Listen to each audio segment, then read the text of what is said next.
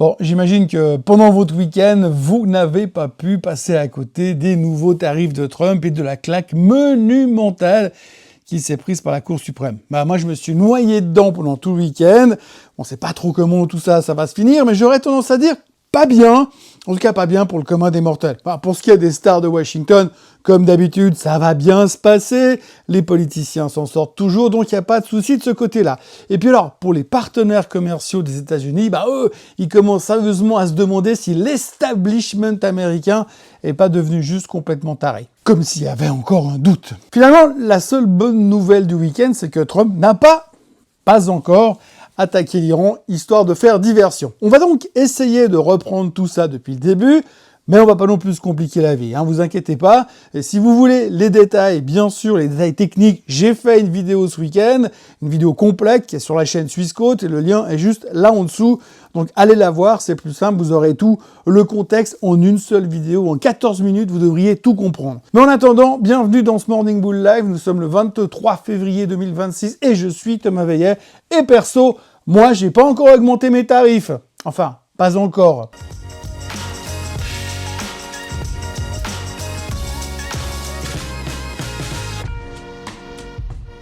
Cette émission vous est présentée par Swissquote. Alors avant toute chose, ce que vous allez entendre et voir dans cette vidéo n'est pas un conseil financier, c'est mon avis, mon analyse et parfois mon humeur du jour. Par contre, si vous voulez comprendre la bourse, là, vous êtes au bon endroit. En attendant, les marchés entament la semaine dans le rouge, manque de clarté, et qu'ils disent, hein, c'est ce qui semble être le lieu commun. En tout cas, à 5h30 ce matin, les futurs affichaient moins 0,7% à New York. Et si vous détestez l'incertitude, vous allez être servi. Heureusement que les traders ont une capacité d'attention inférieure à celle d'un Golden Retriever devant un bol de croquettes, sinon, ce serait vraiment extrêmement pénible. Mais rassurez-vous, de toute façon, on sait déjà que mercredi soir, on aura tout oublié. Oui, on aura tout oublié parce que mercredi soir, il y aura Nvidia qui publiera. Et comme on peut pas gérer deux problèmes en même temps, il faudra faire un choix. Donc logiquement, on va choisir les résultats de Nvidia et le reste deviendra de la littérature historique. Faisons quand même rapidement le point sur ces foutus tarifs. Je vais faire assez court parce que soyons francs, le sujet est quand même globalement super chiant, il n'y a pas d'autre mot. Donc, la Cour suprême devait juger l'utilisation de la loi IEEPA. Alors pour faire simple, c'est la loi qui permet au président de faire presque ce qu'il veut quand il déclare une urgence nationale, bloquer des avoirs, interdire des transactions, sanctionner des pays. C'est le super pouvoir de Donald Trump. Spider-Man, lui, grimpe au mur, Superman, il vole, tant qu'il n'y a pas de kryptonite, Iron Man est riche et intelligent, Thor est un dieu, Hulk est bourré de rayons gamins, et Trump, lui, il utilise l'IEEPA. Sauf qu'il y a un hic. Nulle part, il n'est écrit que l'IEEPA permet de coller des taxes douanières au monde entier,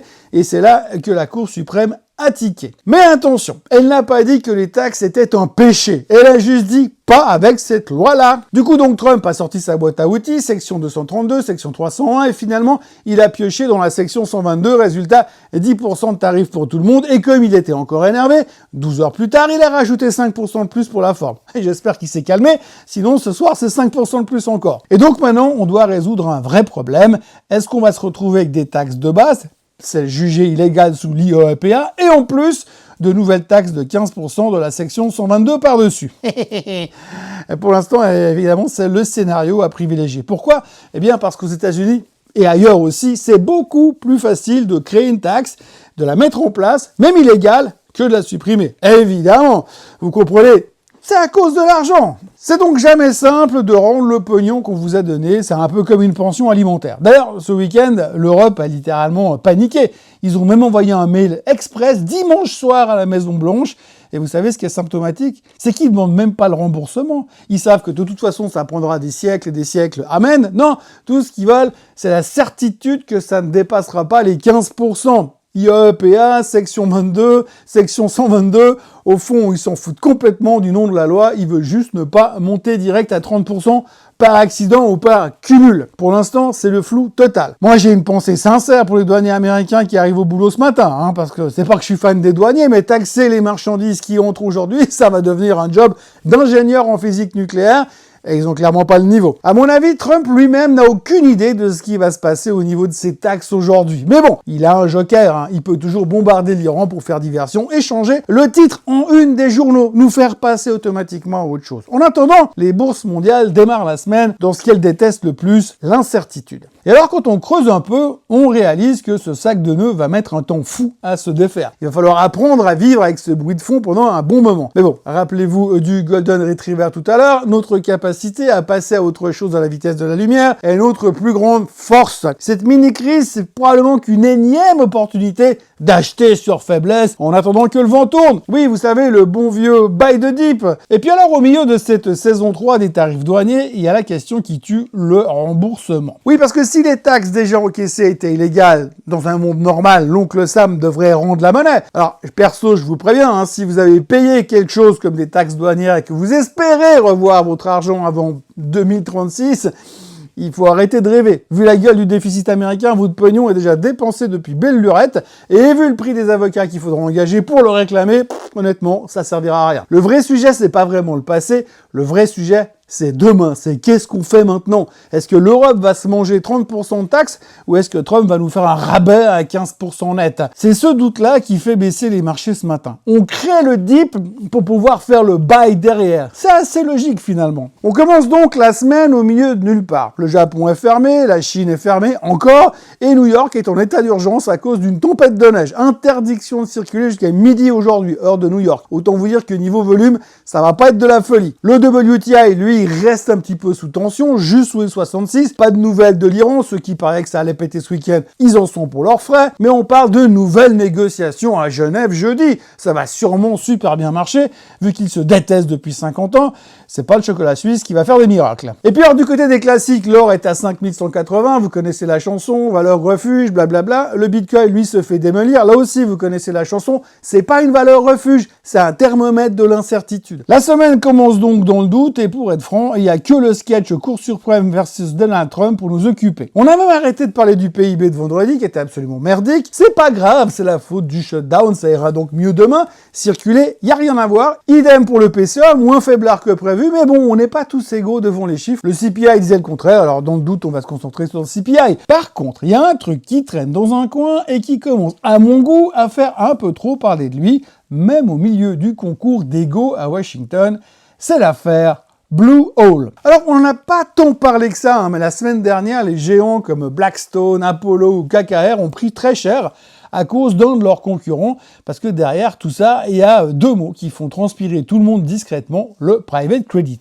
Donc tout est parti de Blue Hole, ils ont décidé de suspendre les retraits sur l'un de leurs fonds phares, un véhicule qui prête aux boîtes américaines de taille moyenne. Et là, panique. 12 paniques, mais réelle quand même. L'action a plongé 12% en une semaine, elle a emporté tout le secteur avec elle, parce que quand un acteur ferme les portes, eh bien tout le monde se pose la même question, est-ce que c'est un cas isolé ou est-ce que c'est le début de la fin? Le problème, c'est pas juste Blue Hole, c'est la mécanique globale. En 10 ans, le private credit est devenu un monstre. Les gros du private equity ont créé des branches de prêts directs pour contourner les banques. C'est flexible, c'est rapide, c'est moins régulé, c'est moins contrôlé. Bref, c'est magnifique, tant que tout va bien. Sauf que ces prêts ne sont pas liquides. Et ce ne sont pas des actions qu'on revend en 2 clics. Ce sont des contrats complexes qui se négocient de gré à gré. Et c'est donc là que se referme le piège. Certains de ces prêts sont logés dans des BDC, Business Development Company, des structures qui sont cotées en bourse, échangeables tous les jours, mais qui contiennent des actifs impossibles à vendre rapidement. C'est ce qu'on appelle le liquidity mismatch. Tant que les investisseurs restent calmes, ça passe.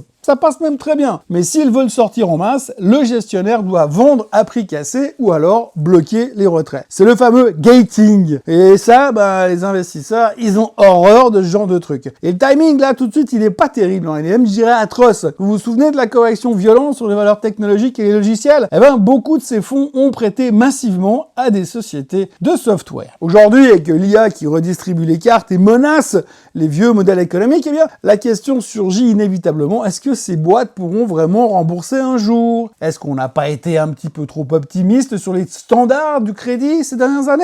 La réponse est peut-être dans le silence de Blue Hole. Et alors, si vous pensez que j'exagère, regardez les chiffres. L'ETF Van Eck BDC Income, exposé à ce genre de fameuse société de crédit, il a perdu plus de 25% sur un an. C'est pas un détail, c'est un effritement de la confiance. Blue Hole essaye de rassurer, bien sûr, il dit non, mais on bloque pas les retraits, on change juste la méthode de remboursement, En gros, on ferme pas la porte, on vous rend l'argent, mais autrement. Mais bon, le mal est fait parce que le doute est entré dans la maison. Quand le secrétaire du Trésor Scott Bessent commence à faire des références subtiles comme un éléphant dans un magasin de porcelaine à la crise des subprimes il y a 20 ans, c'est jamais vraiment anodin. Son message est relativement limpide à Scott Bessent. Tant que ça reste en périphérie, ça va. Mais si jamais ça contamine le système, alors là, on va changer de dimension. Alors attention. Rassurez-vous, on n'est pas chez Lehman Brothers, ni même chez Bear Stearns. Pour une vraie crise systémique, il faudrait une récession franche. Et pour l'instant, l'économie américaine tient bon. Enfin, quand on voit la gueule du PIB de vendredi dernier, on peut se poser des questions. Mais il y a quand même un malaise latent. On a mélangé une bulle potentielle sur l'IA avec un crédit privé totalement opaque, ce qui n'est pas ce que j'appellerais une combinaison hyper rassurante. C'est une remise en question. Alors, est-ce qu'on a sous-estimé les risques parce que tout montait trop vite? La liquidité, c'est ce confort qui disparaît pile au moment où vous en avez besoin. Et si vous voulez voir les conséquences concrètes, regardez CoreWeave.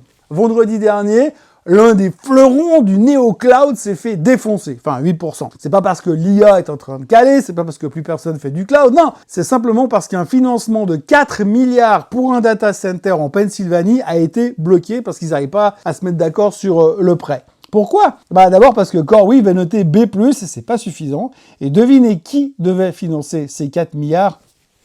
Bingo! Bluehole! On dirait que dans la finance aussi, on prête qu'aux riches et encore seulement à ceux qui vont bien. En tout cas, une chose est sûre, c'est que si le crédit commence à se crisper, il va falloir reboucher les bouteilles de champagne. Désormais, le vrai baromètre de l'IA, c'est peut-être plus non seulement les puces de Nvidia, c'est le marché de la dette. Voilà! Pour ce lundi matin de tempête, de taxes illégales et de crédits qui grincent, on va surveiller la neige à New York et les sueurs froides à Washington. Bref, vous l'avez compris, entre les caprices douaniers de Washington et les craquements silencieux du crédit privé, ce début de semaine ne va pas être de tourpeau. On est dans cette phase délicate où le marché cherche ses marques entre l'euphorie technologique et la réalité comptable. Mais rappelez-vous quand même, l'incertitude, c'est aussi là que se créent les opportunités, à condition de savoir où regarder et de ne pas se laisser distraire par le bruit. Si vous voulez creuser ces sujets et surtout comprendre comment naviguer dans ce sac de nœuds financiers, n'oubliez pas de vous abonner à la chaîne Swissquote en français, activez la cloche pour ne rien rater de nos prochaines analyses, lâchez aussi un like, un pouce bleu, peu importe comment vous appelez ça, si vous aussi vous préférez le pragmatisme au blabla des politiques, et dites-moi dans les commentaires, est-ce que vous surveillez plutôt le cours de Nvidia mercredi soir, ou est-ce que les déboires de Bluehole commencent aussi à vous empêcher de dormir? Très belle journée à tous, et à demain. Bye bye. Ce contenu est informatif et éducatif destiné aux personnes connaissant les marchés financiers. Il ne constitue pas un conseil en investissement, juridique ou fiscal. Le trading et l'investissement comportent des risques, notamment la perte de capital. Les CFD et actifs numériques sont volatiles et ne conviennent pas à tous. Swissquote décline toute responsabilité quant à l'exactitude du contenu ou aux pertes liées à son usage. Produits et services disponibles selon la législation en vigueur.